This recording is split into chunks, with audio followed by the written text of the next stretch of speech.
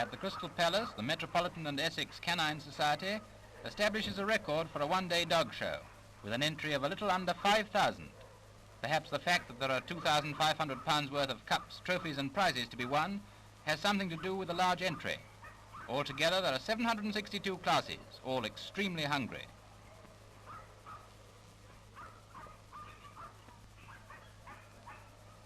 Handsome but miserable. Oh, very smart. Very determined. An exciting day for 5,000 dogs.